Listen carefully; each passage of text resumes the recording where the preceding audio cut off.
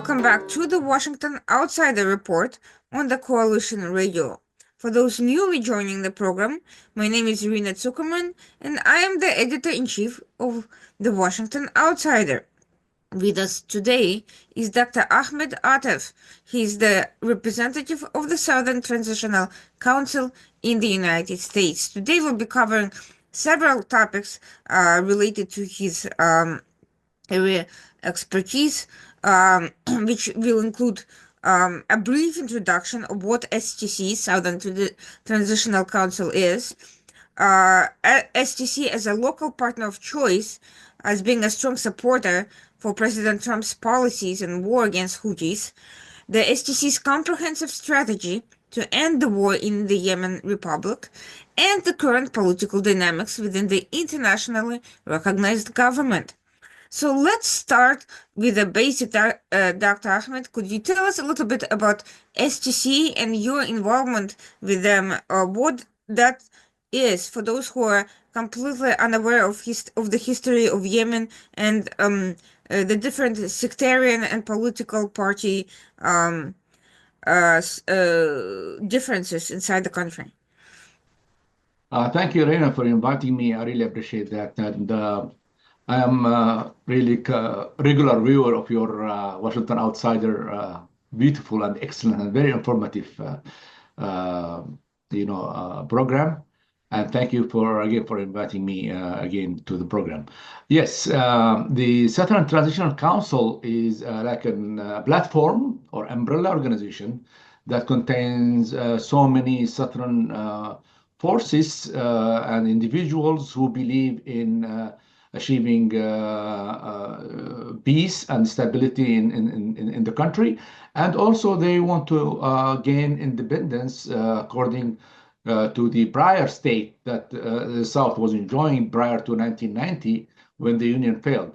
But nowadays, since 2017, when the council was established, it has been really big supporter of the coalition government, and it became part of it, and a big supporter of the regional powers like Saudi Arabia and United Arab Emirates, and also eventually to the United States, because we believe in the role of the United States in international politics. And we share with our American friends the goals of defeating Houthis, minimizing their threat against the maritime in Red Sea and Gulf of Aden, and also to curtail or diminish or stop their support to terrorist organizations like the Al-Qaeda in the Arab Peninsula. So all these games or all these goals are shared 100% by the STC, and we consider ourselves as a big partner of President Trump's administration in its war against Houthis. So let's talk about the geopolitical context. Since the quote-unquote end of the Yemen civil war, was there really, first of all, a clear end to that war? And if so, what did it leave in place? What happened after the hostilities between the Arab coalition and the Houthis came to a more or less end? I understand there's been some sort of a peace process between the Saudis and the Houthis, and Iran and Saudi Arabia and UAE have normalized their diplomatic relations, but has it really ended the tensions inside the country? And has there been a formal end to the hostilities between the Houthis and the Yemen government? We have a vision of ending the war, and actually we have been suffered by the war for the last 10 years. As we speak, our forces in the south are confronting the invasions of the Houthis in many areas along the border of 1990. That's the border prior to the Union that eventually failed between both parts of North and South Yemen. So we call South Yemen, we call it South Arabia, because that's exactly the original name of the territory. But beside that, we still continuing to confront the Houthis as we speak in those areas along that border. We have a vision, and our president, Mr. Idris Zubaydi, has already explained this vision of what we call it the comprehensive initiative to solve the issue by incorporating the local regional and international factors, because this is the war that everybody should be concerned with, and this is the war that not only to be solved or resolved militarily, but by using diplomacy, politics, mass movements, political pressure on Houthis to really respond to the peaceful calls for ending the war. My understanding is that the crux of the differences is, first of all, Iran is backing the Houthis and for strategic reasons, and second, the Houthis have been demanding absolute political control over Yemen, which is not part of what other citizens want to see. To what extent has that changed? Is there a possibility of a compromise, which is what the US and Saudi Arabia have been pushing? And is it even possible to have Houthis currently as any part of any governing structure, given their radical views and close contacts with Iran? Yeah, you're right. I share this belief that Houthis are really spoiler. They are the ones who disturb peace and stability. They are the ones who wants to wage wars in the region, as we see from their records, And also they want to kind of expand the war beyond Yemen, Republic of Yemen, and that's really unfortunate. Their philosophy is really very absurd and very weird. They say that they've been sent by God to rule the whole Republic of Yemen. And they think that everybody should listen and be submissive to them because they've been sent by God. They represent God's message. And this is really very difficult really to deal with, because when we talk about, sitting on the table, we should have some commonality or some common sense, on dealing with different partners and different forces. But when you see a person in front of you on the table, he said that, no, I am the descendant of the Prophet Muhammad, peace be upon him, and you should listen to me because you are nothing. I am the one who should rule you. This is really a mentality that is hard when it comes to political negotiations, as you know. Now, how to resolve it? I think we need to really weaken them militarily so that they will not pose a threat against the maritime and against the naval free movement in the Red Sea and the Gulf of Aden, and also to enhance the local partners, the local forces, the people in the north, as well as in all parts of the country of the Republic of Yemen, to really confront them and make them feel that they are not really representative of the 35 million people in that country. So they are very, very minority. And beside being minority, also they are having this crazy philosophical thinking about superiority and being the one sent by God to rule everyone. So let's look at what's going on. It is true that Houthi started out as a family rather than even an entire portion of the country, and they've had a very minority religious beliefs that are different from both Sunni and Shia population of Yemen, and they've radicalized over time. At one point in the 1960s, they sided with Saudi Arabia against the Nasserist invasion of Yemen. But since then, obviously, it's been a long time, and with Iran's assistance, they've shifted their views to this kind of superiority that you just mentioned. But my understanding also is that they have used networks of kinship relationships by intermarrying into other segments of the northern Yemeni population to expand their reach and to gain alliances, and through cronyist patronage networks, which helped create a political movement which goes beyond just some family members. How do you counter this strategy of familial expansion given the tribal and sectarian nature, especially in that part of the country? Yeah, actually, Houthis are ruling by force. They are really eliminating their opposition personalities every day. They are putting women in jail. They destroy houses of their opposition, and they are not listening to anyone who can really criticize their position or their political beliefs and religious beliefs as well.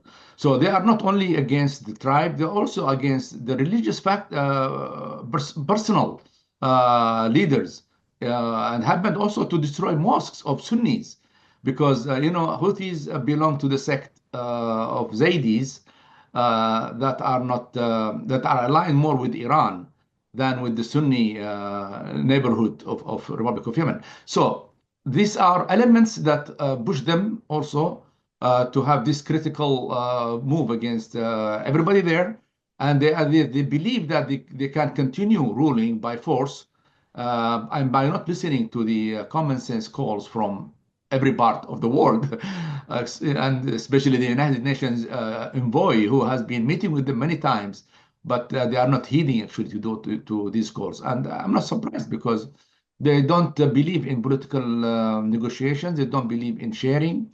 They believe that they are there to rule and to rule forever. So, yes, historically speaking, Imamism is part of them, and they were enjoying support at that time against from the opposers of Nasser regime, but they are not the same ones who used to rule at that time. Yeah, they are not the same family of Imam Yahya Hmm. Hamiduddin or Ahmed Hamiduddin, but they share the same, almost the same philosophical background of having the superiority of ruling, and everybody has to listen. So Houthis is the name of a family, as you mentioned, and it is a name of a place as well, a mountain in north of Sada. Hmm. It's called Houth, Houth mountain. So they belong to that area, and that's why they have this name of Houthi. Their other political name is Ansarullah. This is the supporter of God, and this explains exactly their philosophical belief of being sent by God. Um, so That's they've been ruling definitely since. Go something ahead. something in common with another organization called Hezbollah, the Party of God. I see that there's a lot. Everybody You see? seems to know what God is thinking and how what kind of support he requires. Exactly. This is the ideology. This is the philosophy of the axis of resistance, the Hmm. so-called, which being really backed by Iran, and they are one of the proxies of Iran.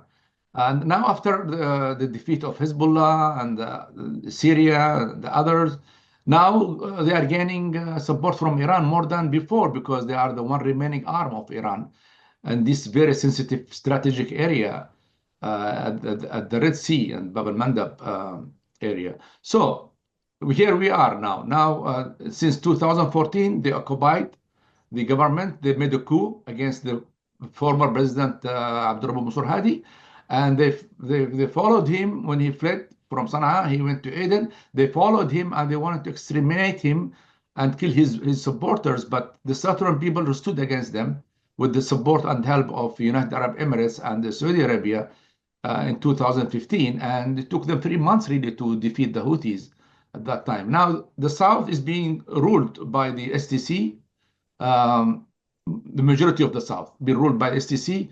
None of the Houthis in the south, but the front is still burning along the borders of 1990 between the south and the north, with the Houthis trying to come back to Aden and support the terrorists of Al Qaeda to infiltrate into our territories of the south and then and inflict harm on the forces of the south. Yesterday, we had a battle there in Wadi Umran against the terrorists who have been supported by Houthis. Some of the prisoners of the leaders of the AQAP, this is Al Qaeda terrorist organization, were in Sanaa's prison. They've been freed by Houthis and sent to the south to infiltrate the territories. Now, battle is going on. So the STC is the force that is really standing locally against the Houthis and the one that could really defeat them when we have adequate support from our allies in the region as well as from the United States. The decision to free and to form this sort of alliance of convenience with Al Qaeda, was it a decision made by the Houthi leadership, or was it a direct order from Iran, which has also directly, backed Al Qaeda at various points in time and gave them protection before they returned to Afghanistan? I think Iran has playing a role here because Houthis Mhm. listen to Iran and been supported by Iran all these 10 years. Um, so, you know, Yes, Al Qaeda is Sunni, Islamic Sunni group, and Houthis are Zaidi. But here, their interest meeting together against the Southern forces because they see that their enemy is STC and the Southern forces, and this is the opportunity for them to send these terrorists, back to Abiyan and to other areas in the south to disturb the Southern forces. But the battle is going on, and I think our people and our forces are aware of what's happening, and hopefully we will get the support that is needed really to defeat them. The US at various points in time expressed extreme levels of concerns about the presence of Al Qaeda and at one point ISIS in Yemen. But after a while, under previous administrations, Italy stopped all assistance to the Arab coalition, which eventually withdrew and focused on the peace building process with the Houthis. Do you think this alliance, the return of the Houthis and Al Qaeda, could prompt the return of a more serious strategic direction from the US administration? Or do you think that the Trump administration will focus exclusively on airstrikes just as the Biden administration did at the end, towards the end of its tenure? We hope the focus of the Trump administration will not really stop at the confrontation, militarily confrontation against Houthis. Yes, the military is very important. The strikes are really weakening the Houthis, but it's not enough. So we would see like a comprehensive approach where local partners could really gather with the regional power that would support this new coalition and blessing and support of the United States. I think that's on the ground could really make a difference. Otherwise, we will end up like what previous President Biden was doing by kind of having this preemptive strikes against Houthis and stop there. And nothing changed. And we saw what happened after October 7, what the Houthis have been doing in the region, and they escalate the situation to the extent that they are targeting with their missiles everywhere, all the way to Israel. And this has really become a threat, not only to us in the south, but also to the region, as well as to the international community, because that passage of Canal Suez, Red Sea, Bab el-Mandab is dysfunctional now. No more ships can go there, and those ships that can go only the Chinese Chinese ships because they have good relationship with the Houthis, unfortunately. But others really get stuck, and the insurance premium was really went high, and everybody suffered in that region because the imports are really being affected. The chain of supply has been affected drastically by the acts of the Houthis. So here is the situation, and we hope that they will be weakened or defeated, so that a new government will be in place, and then negotiations can really start to talk about the future of the Republic of Yemen, because that union, in our view, has been a big failure and didn't work the way we wanted in 1990. So I'll get back to all of that in a moment, and I'll also get back to the US internal policies. But for a moment, let's imagine that the US wants to continue to pressure the Houthis. So far, we've seen that Saudi Arabia, in particular, has refused to cooperate despite Houthi threats to their infrastructure, and the fact that the peace talks have gone nowhere as far as I see. There is a concern about retaliation. There's the diplomacy of Iran, which has become fairly rooted and financially lucrative for both countries. What is that?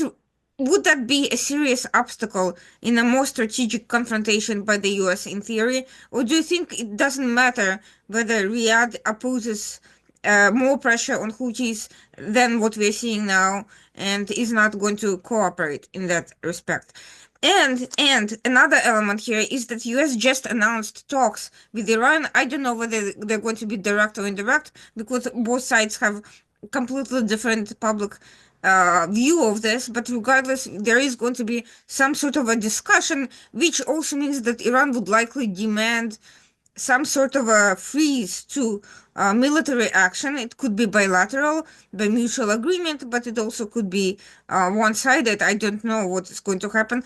There is a very high likelihood. How do you see this scenario in this very uncertain structure where the Saudis are opposed to military action. The Trump administration is about to engage with Iran directly. What what what is possible from a military perspective under such circumstances? Okay, Saudis are uh, exerting a lot of effort really to establish peace and stability and resolve the issue. Mm-hmm, Uh, we have seen them negotiating with Houthis with the support of the Omanis, mm-hmm, and we heard the news in the past about them, Houthis and the Saudis almost came to a conclusion on the roadmap, we call it roadmap, where they would have been if it would have been successful, it would have really resolved the issue with the Houthis at that time. But the Houthis refused all this concession at that time. So the Saudis are they try to stabilize the issue, try not to confront or make a war like they did in March 2015. So there is a change in their thinking and policy as we see it. Maybe we are wrong, but this is what we see.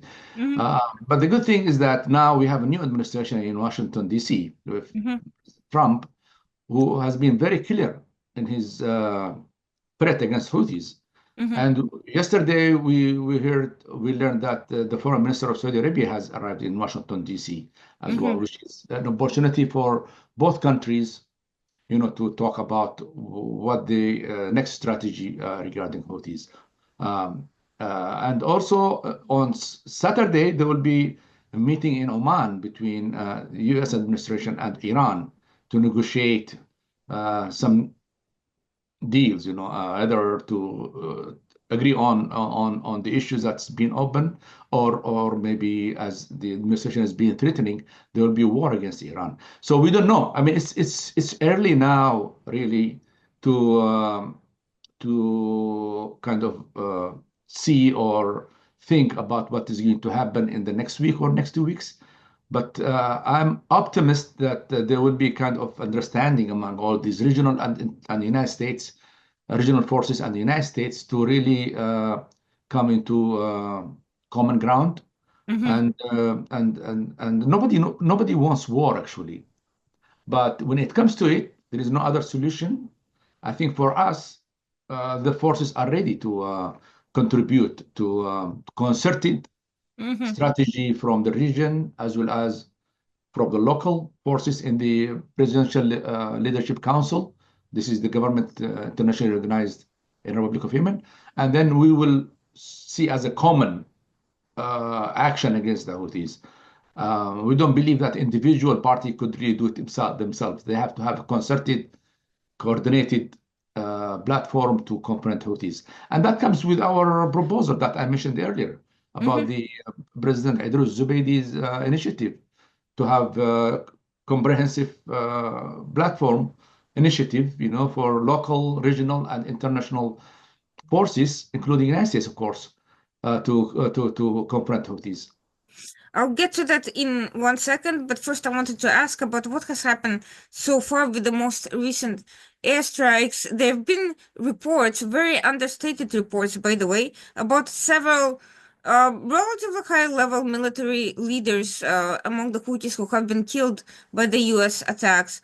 Who were these people, and what was their relative place in the hierarchy of the Ansar Allah movement?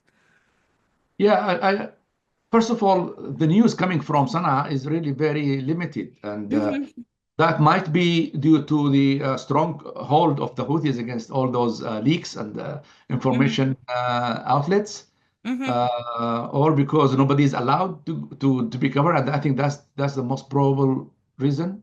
mm-hmm, No journalists are allowed to cover the war there. mm-hmm, Or the organization is being under a total distraction. They've been hiding in the caves, so nobody is really mm-hmm, saying what's happening. But the news came from other outlets outside the country, mm-hmm, including what Michael Walls has declared a few days ago. mm-hmm, They mentioned that several leadership figures of Houthis have been eliminated by those strikes. And what we can see from the news about the strikes, they're very, very hard, they are unprecedented strikes, qualitative-wise, not the ones that we used to see from Biden's administration Mhm. era. Mhm. They are new kind of harm being inflicted on Houthis, serious harm. And this goes along with what President Trump has threatened them prior to the strikes, prior to March 15, when he said, I'm going to make a hell of the place that you are in, and you'll be hiding, and you will not find a place to hide even. So that kind of thing is going on. But as I said, it's premature Mhm. to come in a conclusion of what is the end of this Mhm. conflict. Is it going to be militarily all the way, or going to be political? What is the outcome of the Saturday's meeting that's coming to be in a few days to be between the United States and Iran? Is this something to touch about the Houthis, talk about what's happening in the Republic of Yemen? What about the negotiation between Saudi Arabia and United States Mhm. recently, as we speak? Is this going to agree on something? So these are all open questions that we don't really have any information to build on our thinking, so we can really come to conclusion on. So here's my question about what you said about the proposed framework for military cooperation between SCC and the US.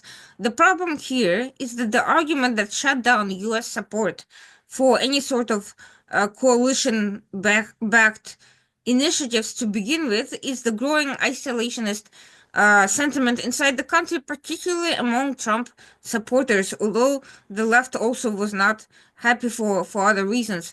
Um, Essentially, even the conflict in Ukraine, where U.S. has provided fairly substantial input, and where there were no U.S. forces on the ground at all, has been relegated to the dustbin by people who claim it's a waste of time and money and only prolongs the war. I strongly disagree with those arguments, but that has been the position of the MAGA contingent Trump supporters and the administration itself overall. They're still keeping to the aid packages that the Congress had previously approved, but outside of that, there isn't anything new forthcoming as far as I see.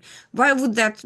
Why would there be a change in the position concerning Yemen, where even in the first Trump term there was already also strong resistance to any sort of support for the Arab coalition? Why would they now engage more directly with the STC or, for that matter, with anybody else?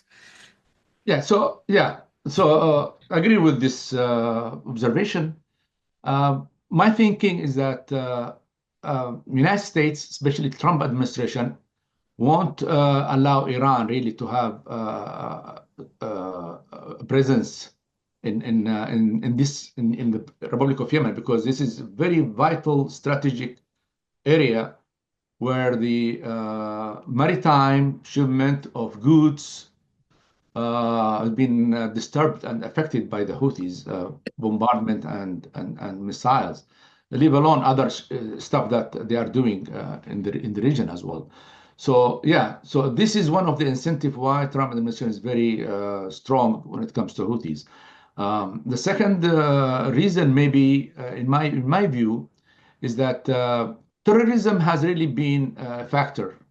It used also to be a factor even during Biden administration. But strong administration like Trump's, they really won't tolerate to have jihadists and Muslim brothers and the terrorists to really have a stronghold in any of the territories of the Republic of Yemen. So that's maybe another reason. Yes, Trump's administration has declared that it wants to see peace in the world, and they don't want to initiate new wars. But when it comes to Houthis, I think the declared goals so far of Washington is to eliminate the capability of Mm-hmm. the Houthis to impose a threat against the maritime and the Gulf of Aden. That's what they've been declaring. And yes, they've been really inflicting serious harm on the Houthis.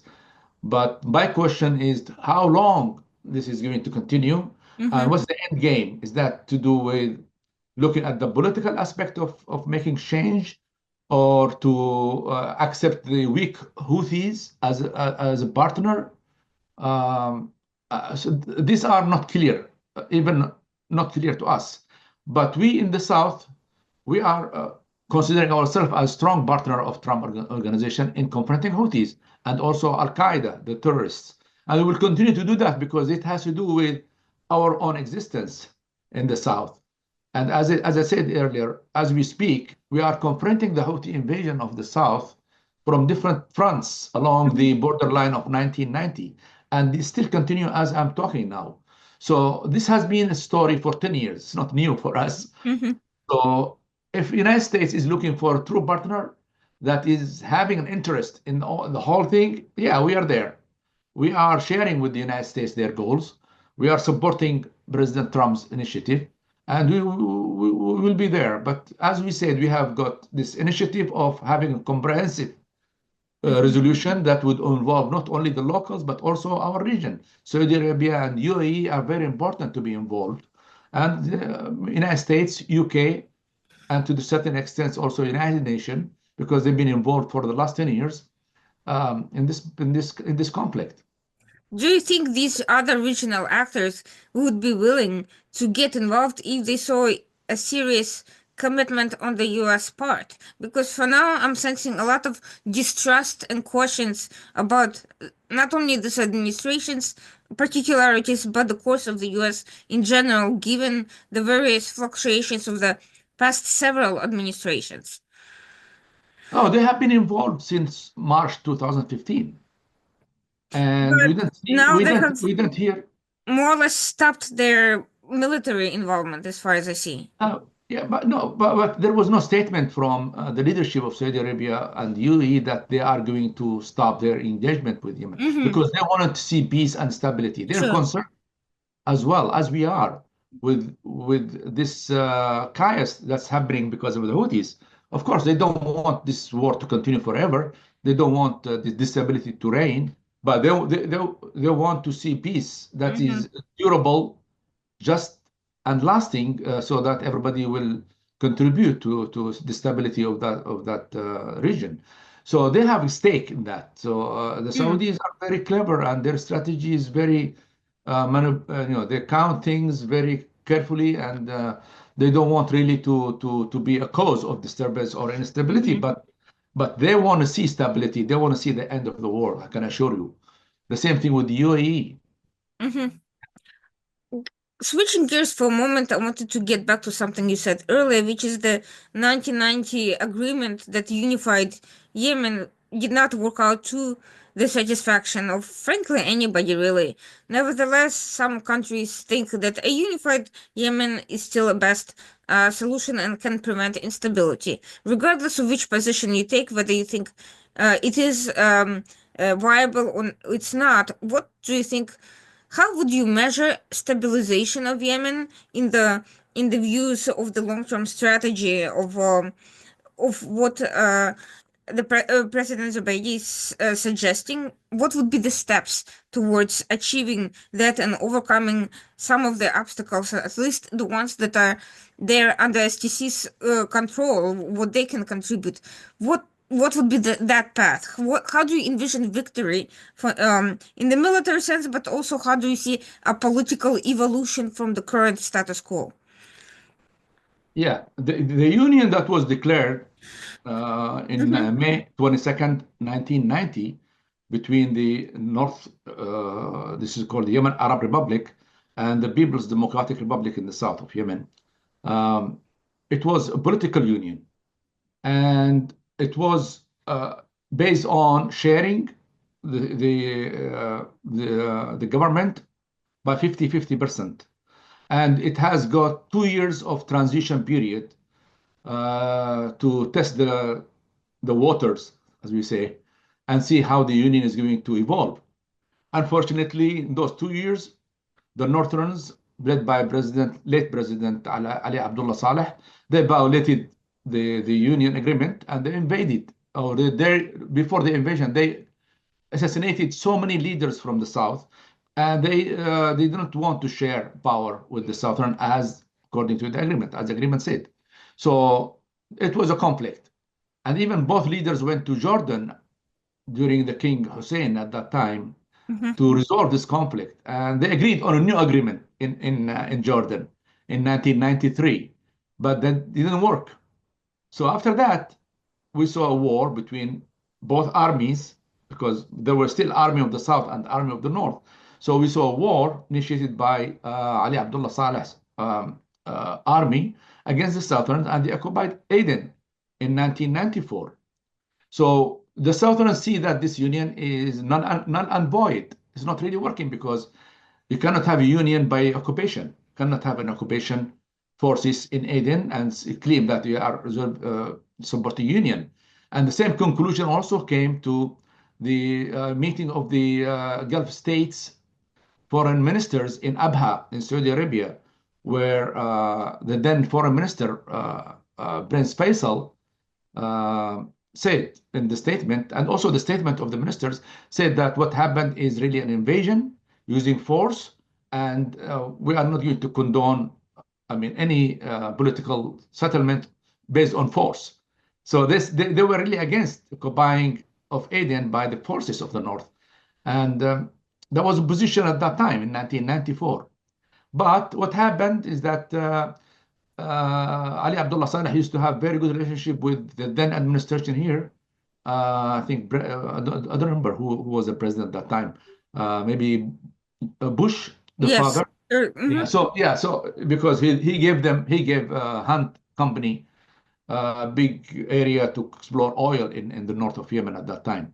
So the relationship was very good, and then they just closed eyes, and the union was enforced by force.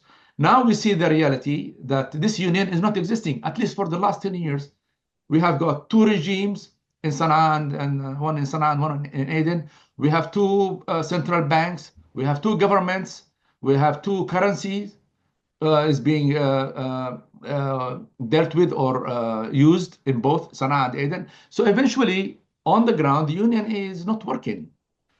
But we have got the internationally recognized structure of government that the UN and the Arab League are still recognizing, and we are trying within that structure as STC to push forward the negotiations to talk about the future of this Republic of Yemen because it's not working. So we need a new system.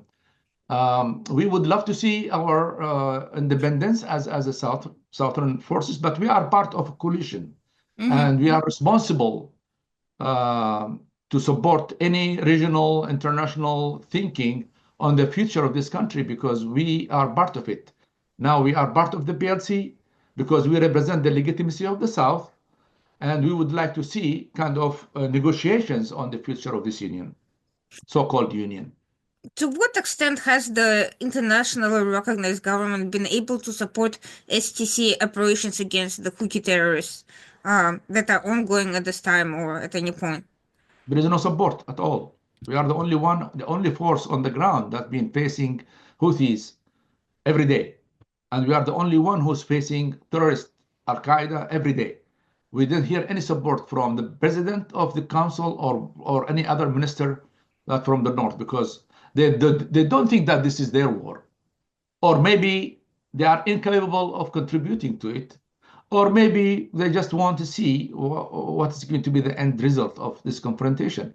But we have been confronting this for the last 10 years, even before us joining the legitimate internationally recognized government, before the Riyadh agreement in 2019. Before that, even, we have been confronting with the Houthis almost every day. Many people being killed and victimized because of this invasion, unfortunately. The media is not talking about it. I don't know why. Only our media is talking about it, but this is limited. We would like to see peace. We would like to see stop of this war because everybody is being really affected by it badly. I think part of the reason there's been so little international reaction to the internal deliberations, yes, as you mentioned, the media inadequacy is certainly part of the information warfare failures, but at the same time, there is also a clear lack of understanding of the stakes of this of the outcome of this conflict. And so let's talk about the stakes. Let's talk about a scenario where the Houthis and Al Qaeda, in some combination, continue to make progress across the South, and eventually, as either become politically integrated into the government or take over the government altogether, take over and are able to execute dominance over Yemen. What would that mean? Not only for Yemen, but for the neighboring states and for the international community. Would they then be forced to contend with the Houthis the same way they're contending with the Taliban in Afghanistan or with the Syrian interim government? Yeah, we don't want that to happen, you know. There is a lot of time now and possibilities from the region as well as from United States and other international forces to stop it, stop that happening. It's possible. As a scenario, yes, it's possible. That's what I But want to explore. I'm not yeah, saying that it's likely or that it will happen, but I want you to explain what would happen if it did. yeah, in that case, Iran will be present. Hmm. Second day, we'll see Iran sending their forces to occupy Bab al-Mandab and the Red Sea. That's going to be a threat, direct threat to Saudi Arabia because we have got a long borders between North Yemen and the Saudi territories. Everybody will be affected by that, and the region will be unstable for a long, long, long time. Terrorists in east of Africa all the way to other countries will be supported by the new Houthis expansionist government. The Houthis will be more powerful. China will jump in. Other partners of the Houthis, like even Russia, they will jump in and get benefit from this new situation. So many bad things going to happen.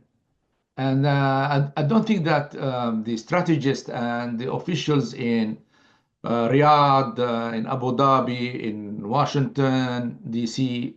are not thinking it or are not aware of it, of this consequence. Yes, they are aware of it. I'm Well, sure, because to be that's clear, we don't currently have any sort of a special envoy on Yemen or an ambassador that's been appointed. It yeah. has been the policy has been entirely Pentagon based and entirely military, which is why I think it is important to raise the political and military repercussions because currently it has not been a priority for the administration. It has focused on other conflicts and on other issues. But if a dire enough scenario is painted, I think it may force the issue to be confronted more directly, at least by appointing the people who would be tasked with analyzing these scenarios. Right now, they're just not simply not there, and that complicates the strategic resolution that which you have mentioned. If we do not have a team in place to diplomatically engage with potential partners and counterparts, there cannot be a strategic policy. There can only be a tactical reaction to current scenarios, which is exactly what we are seeing. And I do think that we need to be presenting this worst case scenario in order to confront the reality that it is a possibility, maybe not the most likely immediate possibility in the next few months or even years, but it is.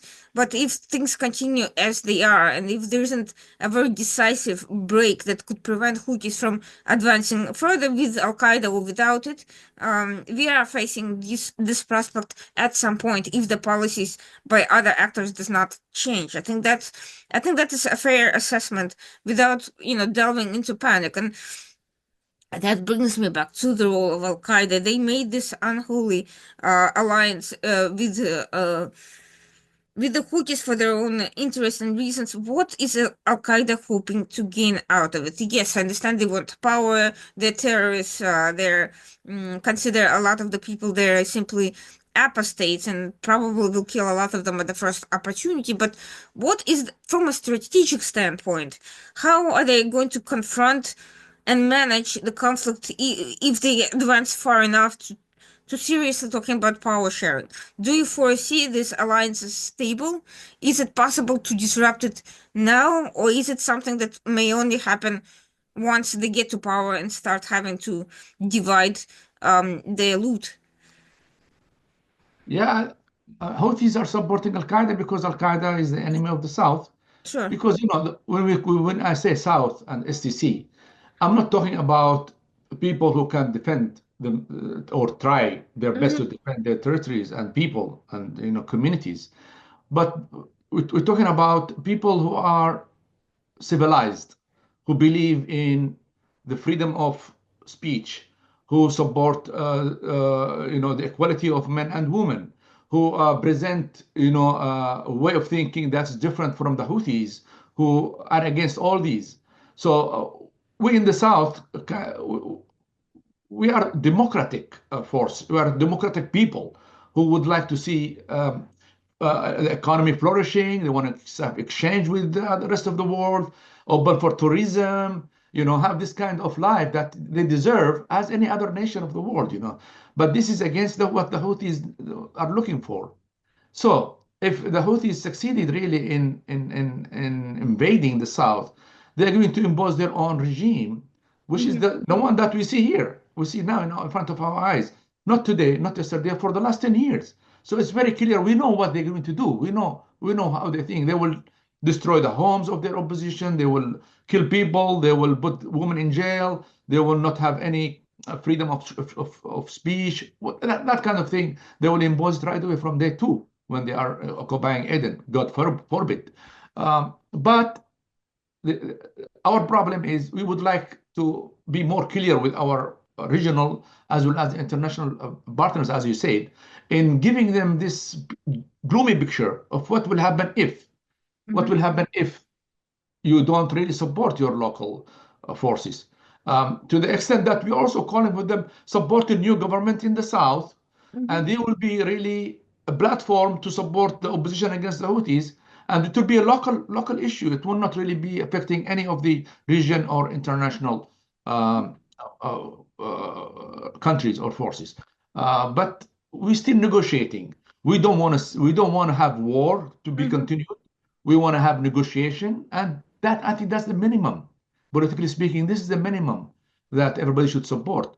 Okay, now this is the Southern cause. Put it on the table. Let everybody talk about it. Support this talk, negotiation on the future of this failed union. That's minimum. It's not going to cost anybody. And the contrary, that's going to help your Mhm. local partners to come together. Now we are suffering from Islah Party, who is partner in the PLC, in the International Organized Government, for example, and they are aligned more with Houthis than with us, than with the Southerns, because they have this idea of if the Southerns becomes powerful, they're going to secede from the Union. Well, we can disturb, we can really do it by force, but we don't believe in that. We believe in a peaceful negotiation as an outcome of this union, which started in 1990 peacefully, by the way. The Mhm. union was peaceful in 1990. Now we want to have the same methods to end it or find something else that's working peacefully as well. We have forces. We can impose it next day. We say that this is declaration number one. We already are now independent state. We can do that, but we don't believe in what is going to happen next because that's going to be war. We know it. We don't want Mhm. to have war. Enough of war. We have been in war for 10 years. And before that, even there were some instabilities in our history as well. So we don't want to repeat that. We want to have a new future for our generations, for our children, for our women, for everybody really to flourish and enjoy the bounty of life. We don't want to spend our life, Now, if you see it, since 1990, we're talking about for 40 years, more than 40 years. What is the generation gaining in these 40 years? Education, the quality is zero, nothing. Health-wise, there is no health care. Economy is not flourishing the way we want it. Although in Aden now the things become more stable, but generally speaking, we should have been in a better situation than it is now. All this because of the war, because of the interference that we suffered a lot. We don't want to see that again. We want to see peace, and we believe in negotiations. We believe in political outcomes. And this is, I think, the minimum that everybody should respect. And this, by the way, should be the way to resolve the war because war is war. When it comes to, to war, all the political beliefs, goals will be really put in the back burner because, war is war. Everybody has to defend themselves. Well, my question is this: we're seeing that, uh, you know, Parties like Al-Islah are essentially undermining the war effort, and they are undermining political resolutions. They're playing a very negative role. What is to be done about that, given that A, they have backing from regional actors, including from some other members of the government, and B, they have a significant presence on the ground as well. Uh, to what extent do you expect them to eventually join the fight on behalf of Houthis and Al Qaeda, given that Al Qaeda is, a Muslim Brotherhood byproduct, um, regardless? Yeah, yeah. When the war started in March 2015, the belief of many was that the war won't last for 2 weeks Hmm. because, when you have support of Saudi Arabia, UAE, Mm-hmm. the international community, Americans as well, you know, Egyptians, Mm-hmm. there were 12 countries in the coalition. So any observer had the conclusion that, oh, all Houthis won't last more than 2 weeks. But now, after 10 years of the continued war, that was an underestimate because the parties that were supposed to confront Houthis were not really believing in confronting Houthis, especially the Northerners, and you mentioned them. Islah is one of them. Yes, they used to hand over camps with weapons, with everything to Houthis in the fronts without any confrontation. And we have seen that in Al Gulf, we've seen that in Eb, we see that in Nahm, we see that in Marib. Now, Islah has got control of Marib city, but Houthis are surrounding them. And same thing now with Taiz. Taiz is part of Taiz being controlled by Islah, but they are not doing anything to Houthis who are controlling Taiz. And the population of Taiz is supposed to be aligned with Islah more than with Houthis, Mm-hmm. Sunni and Shiite, Zaidi. But we see that they are not really putting a challenge against the Houthis. So yes, treason. Yes, there is treason. Yes, there is different positions for whatever reason they have. But the other question is the region, the regional power, especially who are supposed to really resolve this. What is their position? What they think about 10 years of continued war without resolving it? We are presenting ourselves as a local partner who can really help in resolving the war, but within the strategy that we are already mentioned. Um, we don't see any new position that would really lead to an end to the war, except being militarily weakened, these Houthis, and now with the US bombardments that we see today. So maybe it's early to have Mm-hmm. a conclusion on this, but that's the reason, one of the reasons why the war lasted for 10 years, where the expectation was just the war would be only for 2 weeks. That's the question.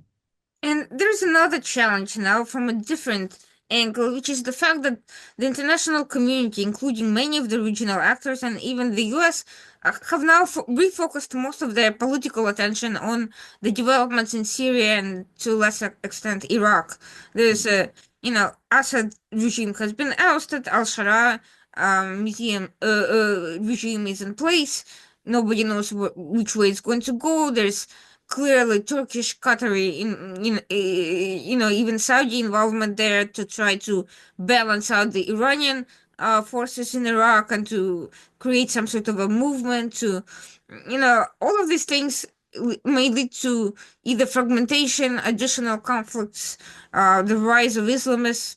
There are many potential concerns and likely outcomes, but all of it is taking away attention from Yemen. Um, this is a real challenge because the world seems to only be able to pay attention to one um, challenge or conflict at a time in the Middle East, and if if the attention is away from Yemen, it means that there is no incentive to put the resources in place to deal with any proposals. How can you balance out this growing focus on Syria, given the fact that the challenges from Houthis are not going anywhere? Yeah, so it depends on how we look at it. Before Trump administration, Yemen was really fading out, and the attention really was weakening.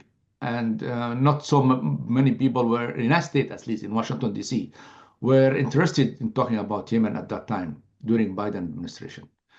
Um, with the Trump administration, I think when he put the Houthis in the FTO list, foreign terrorist organization list, everybody would look at Yemen. Yes, now they are really serious issue, and the Houthis will be confronted by Washington, D.C. And that's exactly true. President Trump went through the promise, put them back in FTO, and then give them ultimatum and warning. They didn't heed to the ultimatum and warning. And then we saw in March 15, Yemen is becoming back to the news. And now still, I think it's a concern, one of the concerns of the Trump administrations. And I hope to find a resolution to this uh, issue. But as I said, it's premature now because Mm-hmm. so many things happening now. We have got, as I said, the Saudis are here in Washington, D.C. now.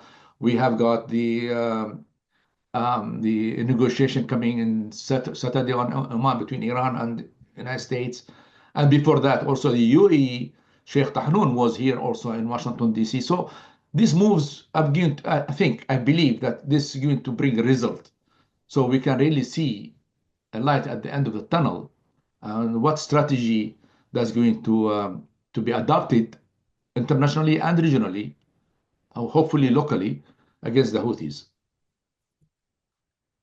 Has the Houthi strategy changed in response to the US bombardment under Trump?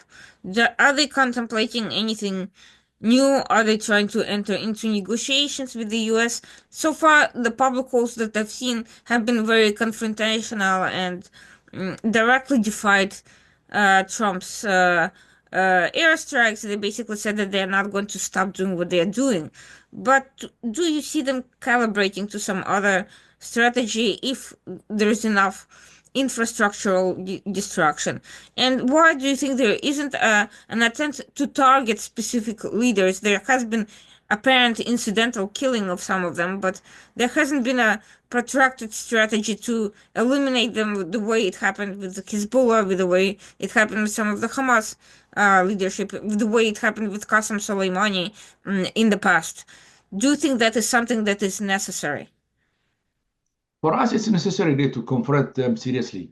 Mm-hmm. Uh, but as you mentioned, these scenarios of Houthis being changing their strategy and try to evade the looming consequences from the continued strikes of the U.S. Navy, CENTCOM in the Red Sea.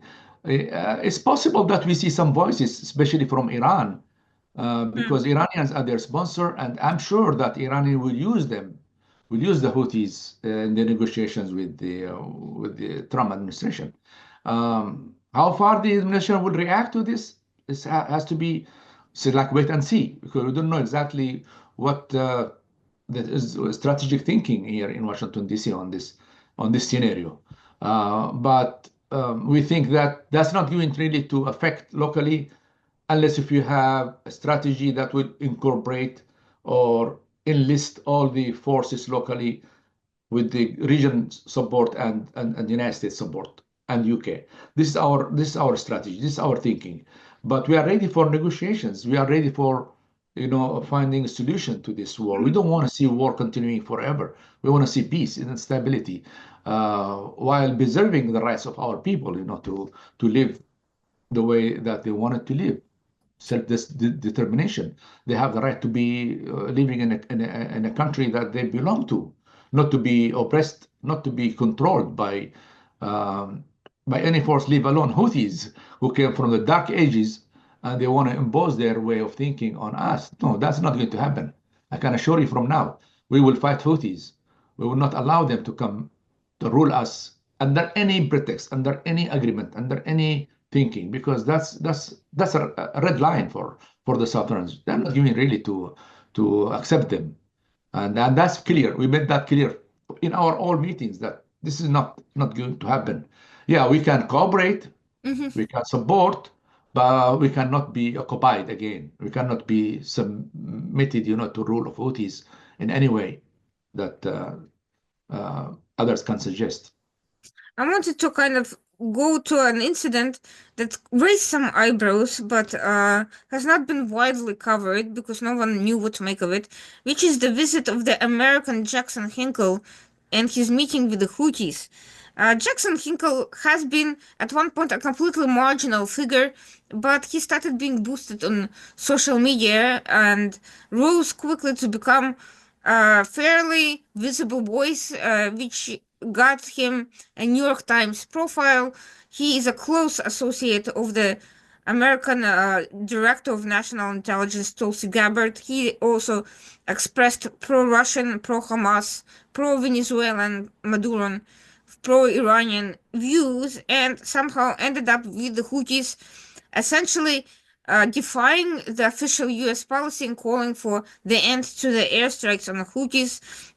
Somehow he evaded, any investigations into the financing of all this travel and all these activities, and uh, you know, posted a very pro-Houthi propaganda on his own accounts. What was the reaction in Yemen to this character, and was there? Was he there merely for the photo ops to gain attention, or was there any sort of messaging or agreement or some sort of a delivery to the Houthis that he did aside from just appearing to support them?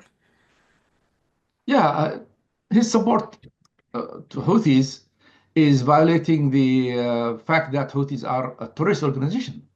So when there is a terrorist organization being listed by the U.S. government in the foreign terrorist organization list, and you see Americans going there and having a blessing of this organization, they're becoming terrorists, right? By by the fact that they are already there and supporting them.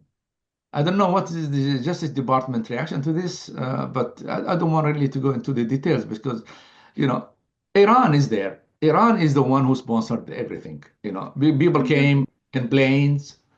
You know, we know the destinations. We know who's behind them, the sponsors of these. So Iran is really doing the whole show.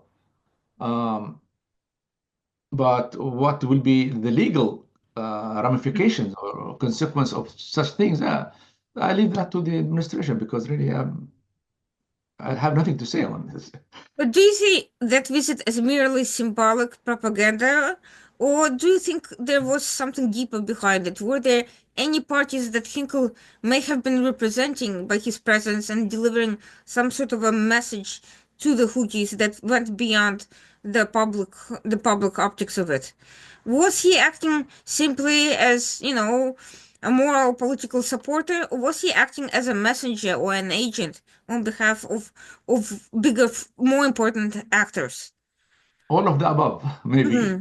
You can't rule out because, but we have to know that for a while now, none of the foreign representative, including the UN envoy, Hans Grudenberg, they could not visit Sana'a. There Hmm. was a blockade against any foreign visitor to Sana'a. And the international organizations and others, they would like to see what's happening in Sana'a.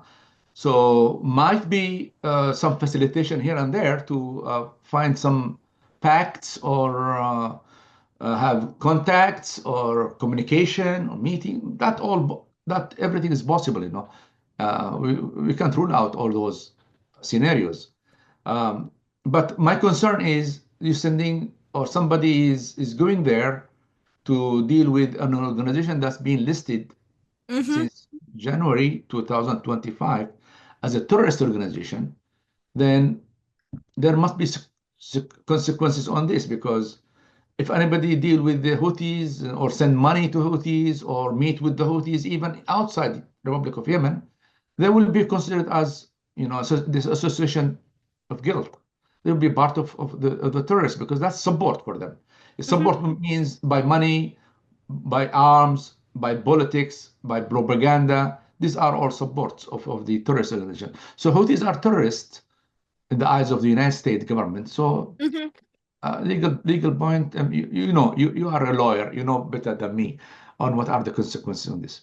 I certainly saw that particular visit as extraordinary because the Houthis are far outside the normal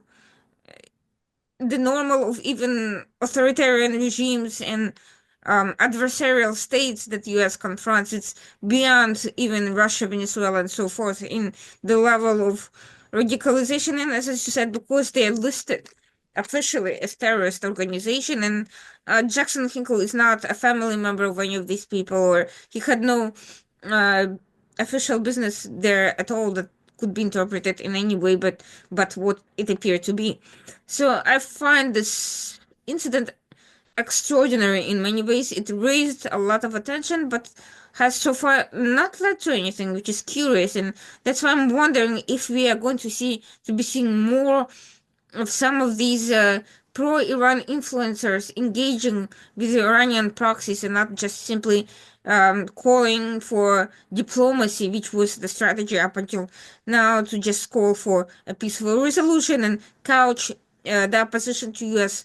Uh, military policies in that language. Now we're seeing a far more direct engagement, whether it is out of desperation or because they feel that there is room to exploit. I don't know, but I do think I haven't seen something like that happen in a very long time, and this very public demonstration of support, I think, is a sign of something. That it's not just a random incident or coincidence. Many people who are far more well versed in geopolitics are simply concerned about going to that part of the country at this time. Um, uh, Yeah, the question how they arrived in a country that's supposed to be blockaded that and supposed to be, but yeah. that is the question because no one has actually discussed that. How did he get into Yemen to begin with? There were a group of foreigners there. So he was not the only one. They Mm, were from Europe. Some, yeah, I don't know the names. I didn't follow actually this very in a very detail, but I mm, I saw that some groups also from European countries hmm. were there. So there Were was a yeah, yeah, delegation of moral yeah, support yeah. from assorted misfits and political, Maybe they came in with the UN plane. We don't yeah, know. I mean, I'd be they very arrived in curious. Sana'a. Yeah, they arrived in Sana'a. I will need to look into who those people were and how they got in there to begin with. By what means they arrived It and was from. published. It was published in the news, in Hmm. newspaper. Yeah, it's not something serious. I mean, secret. It's published, Yeah, and they were giving speeches and attending the hmm. conference in solidarity with Houthis.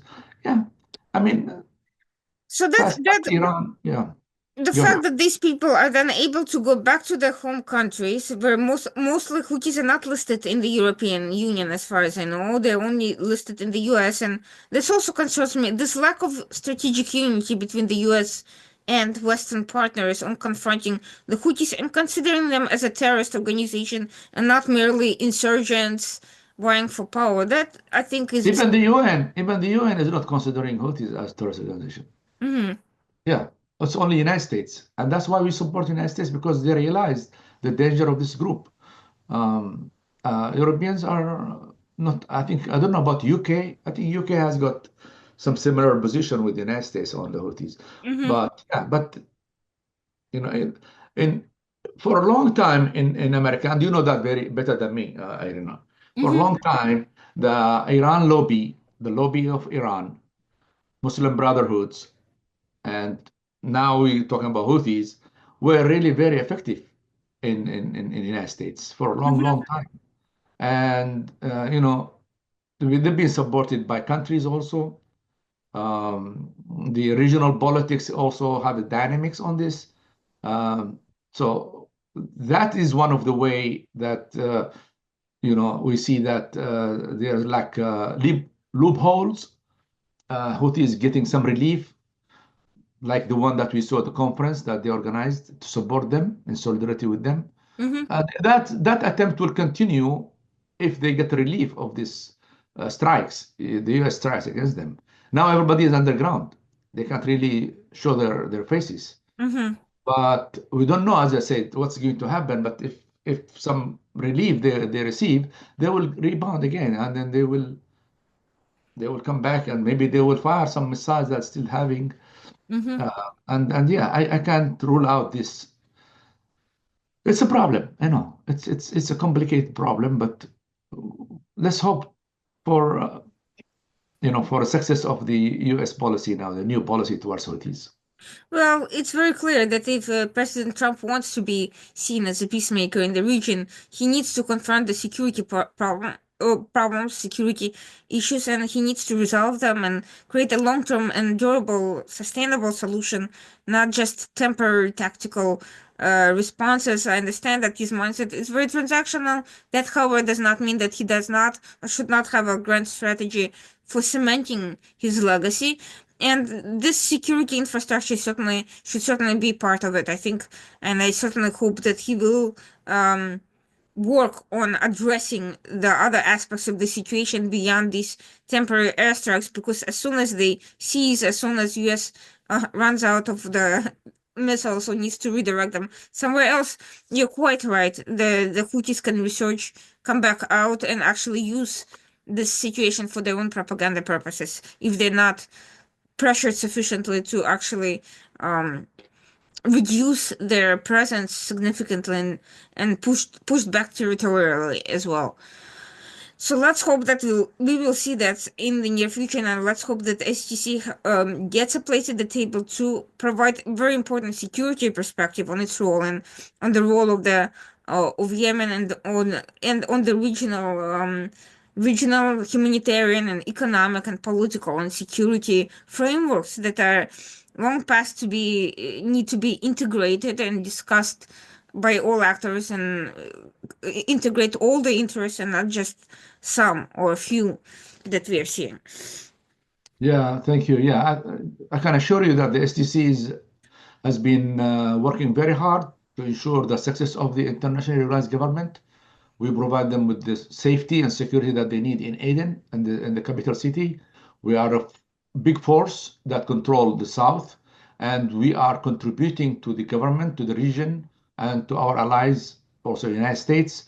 This is the assurance that our leadership is always saying it. Even during the last visit of our president, Idris Zubaydi, president of the STC, and he is also vice president of the PLC, when he was in New York to attend the United Nations General Assembly meetings, the same message was there, that we are contributing to the success of the coalition of the region, as well as to our international partners, to achieve peace and stability in any way possible, while we are defending the rights of our people for self-determination and for the choice that they should make on the type of their government. We are not going to allow Houthis to impose their choice of government on us again, because we've been suffering from them.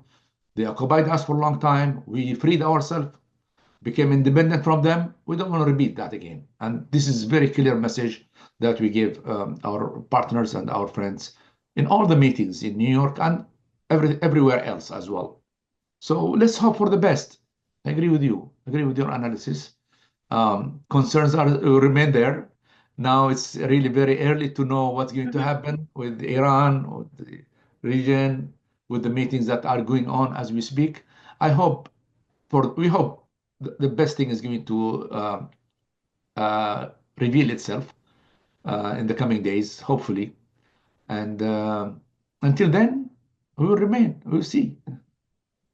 Thank you so much for providing this important perspective, and I hope your voice is heard in the White House and in its agencies, because we need more partners rather than fewer. We need to integrate our policies rather than self-isolate, and we need to be looking at the big picture and long-term consequences of our policies, because there is a lot at stake. There is a lot to lose, but there's also a lot to win diplomatically and otherwise. And I hope the administration appreciates the fact that there is a lot of support and there's a lot of interest in working together, providing a better future for the region and for us, and removing the obstacles to trade, to travel, to meetings, and to relationships.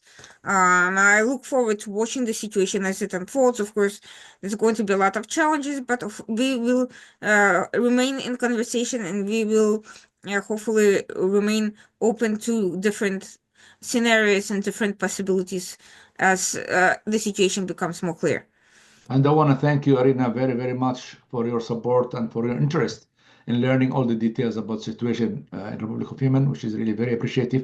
And also, I want to thank the Washington Outsider for being an education platform that really giving a good analysis for audiences really to understand what's happening in the reality in different parts of the world. Thank you very much. Thank you so much, and hopefully we'll be in touch soon. Best of success with your work. And to everyone watching this, please join us again next Tuesday night at 9 p.m. as usual, and have a great evening. Thank you for watching. Thank you.